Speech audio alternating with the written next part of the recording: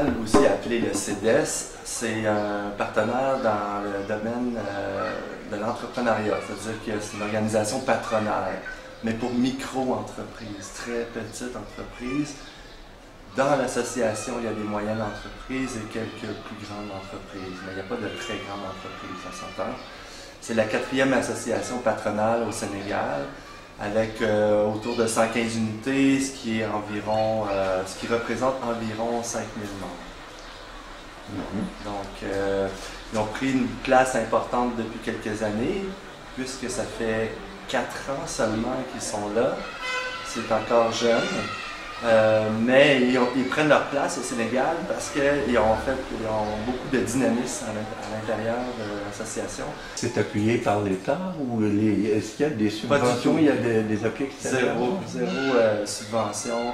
C'est pas du tout financé par l'État. C'est autogéré par les membres du CEDES. Donc, il y a une cotisation de membres de 60 000 francs par année pour devenir membre. Puis ça donne accès à des rencontres avec les ministères selon ton domaine d'activité, parce qu'ils représentent tous les secteurs d'activité au Sénégal, que ce soit la pêche, l'agriculture, la construction, l'énergie solaire, entre autres. C'est en fait une association où les gens peuvent s'entraider, se démarcher des contrats les uns avec les autres, ou inviter les gens à découvrir des nouveaux partenaires. Donc, le CEDES, lui, est invité beaucoup par les ministères, tous les ministères au Sénégal, ce qui m'a donné l'occasion de rencontrer beaucoup de ces instances-là, en particulier pour le projet phare du CEDES, qui est la Maison de l'entreprise du Sénégal. Et ce projet-là a fait en sorte que le CECI Sénégal m'a invité à venir participer à l'élaboration de cet incubateur d'entreprise. Mais la maison d'entreprise, c'est beaucoup plus qu'un incubateur. Il y a une partie du projet qui c'est de l'incubation d'entreprise.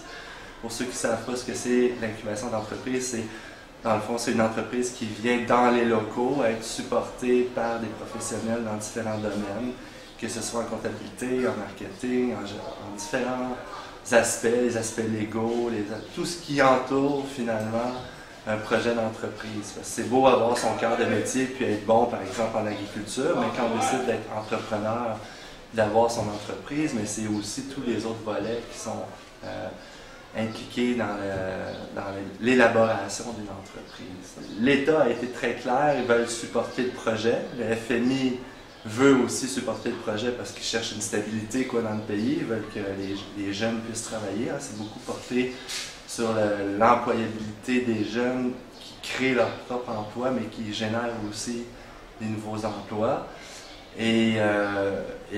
Mais ils ont été très clairs sur le fait qu'ils voulaient que ce soit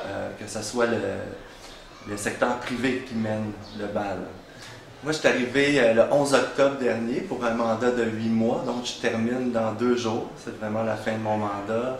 Et puis, quand je suis arrivé, je m'attendais à ce qu'il y ait déjà que la messe soit déjà implantée, parce qu'on m'a dit conseiller en élaboration d'entreprise, de projets porteurs.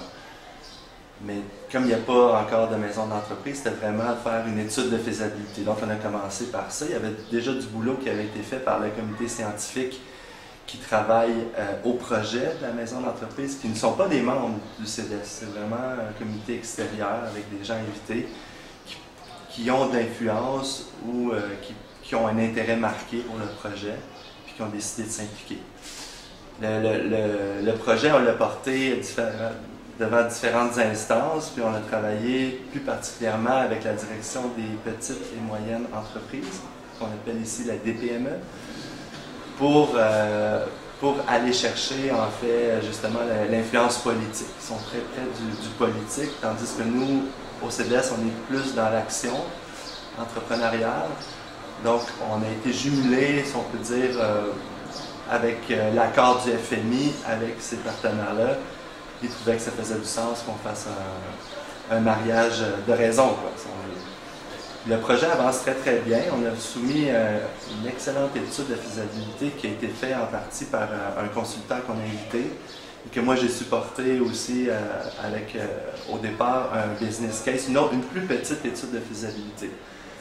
Le consultant, c'est un économiste qui connaît bien le secteur, qui connaît bien le Sénégal, qui a même fait ses études à Montréal au HEC, donc là-dessus on s'entendait bien. Moi j'ai fait mes études là-bas aussi, donc on avait les mêmes méthodologies, qui a été d'un très grand support pour l'organisation. Puis on est allé porter, nous, le projet devant différents ministères, devant différents membres aussi potentiels qui pourraient être intéressés à vivre au sein de la maison d'entreprise. Donc le projet, au départ, c'est faire 3 maisons d'entreprise, mais l'objectif final, ce serait d'être dans tous les départements du Sénégal. Je crois qu'ils sont au nombre de 14, si je ne me trompe pas. Donc l'idée, c'est vraiment qu'il y ait un pied à terre pour les maisons du Sénégal un peu partout, accessible aux Sénégalais.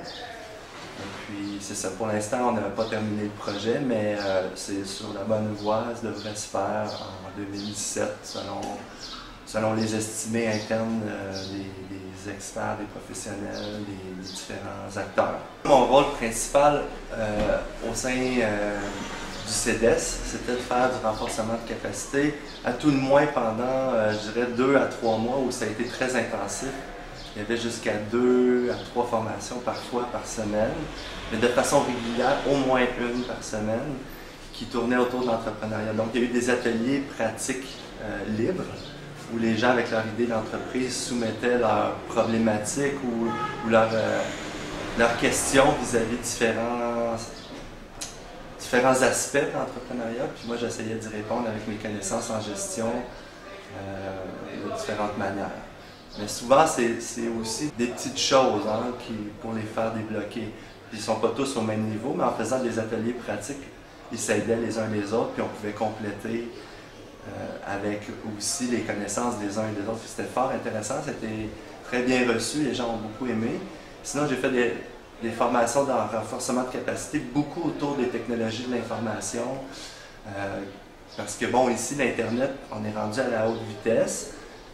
Un des problèmes, c'est qu'il n'y a pas une constance, c'est pas tout le temps là. On n'a pas tout le temps toujours la haute vitesse ou même l'Internet.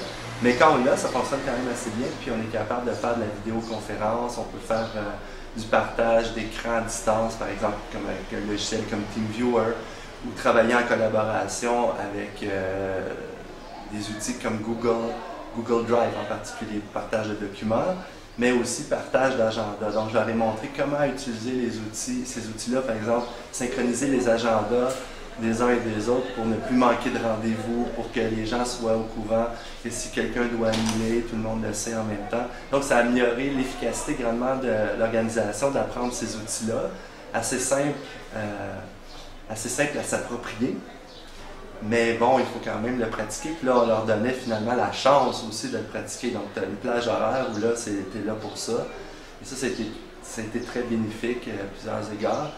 J'ai aussi refait leur site web avec une plateforme de collaboration où les gens peuvent maintenant partager documents, vidéos, des liens intéressants, un agenda, des activités, différentes choses par secteur d'activité aussi, donc par intérêt professionnel, différents intérêts professionnels.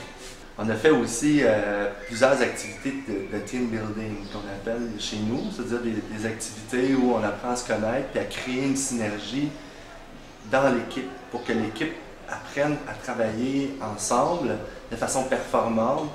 Souvent, il faut aussi sortir du cadre professionnel pour apprendre à mieux se connaître, pour ne pas être toujours juste dans le côté travail. On a travaillé aussi le leadership, beaucoup de leadership au sein en particulier de la direction, sur plusieurs points. Ça a été très bénéfique. Ça, j'ai vu une grande amélioration de ce côté-là avec ce type de formation-là. Sinon, les gens ici sont déjà très, très bons, surtout pour tout ce qui est stratégie, tout ce qui concerne le côté social, politique et tout ça. Ils ont un niveau d'éducation très élevé au point de vue académique. Là où est la faiblesse ou la lacune, ce que moi j'ai remarqué en entrepreneuriat, c'est beaucoup plus dans l'opérationnel. Il faut faire attention aussi quand on dit ça, c'est que nous on est habitués aussi à notre propre vision des affaires. Donc on doit changer notre façon de voir, notre paradigme est différent ici. Les choses ne se font pas nécessairement dans un horaire très précis. Par contre, au bout du mois, tu te rends compte que tu as fait probablement autant qu'au Québec, c'est juste pas dans l'ordre que tu crois avec les mêmes horaires et tout ça. Moi, j'ai appris beaucoup aussi de tout ça. Tout le monde s'aide comme ils peuvent. C'est ce qui fait aussi la richesse et la beauté de ce pays-là. Les gens sont super receveurs. Je dirais que là, je suis triste de partir, heureux de revenir au Québec. Je vais revoir mon père, je vais revoir ma femme, je vais revoir mes amis. Mais triste à la fois de quitter tous les amis que je me suis fait ici. J'aime tellement ça que j'espère pouvoir revenir faire des mandats ici, quelconques, avec le Ceci ou avec d'autres. Mais pour ça, je tiens à remercier le Ceci parce qu'ils m'ont donné l'opportunité de venir ici, travailler avec les gens. Donc, pas juste venir en vacances, là, mais là, tu travailles avec les gens, c'est tout à fait une autre façon de vivre. Et à travers ça, évidemment, bon, on a nos fins de semaine, on a des vacances. J'ai pu visiter le Sénégal et voir la beauté de ce pays-là.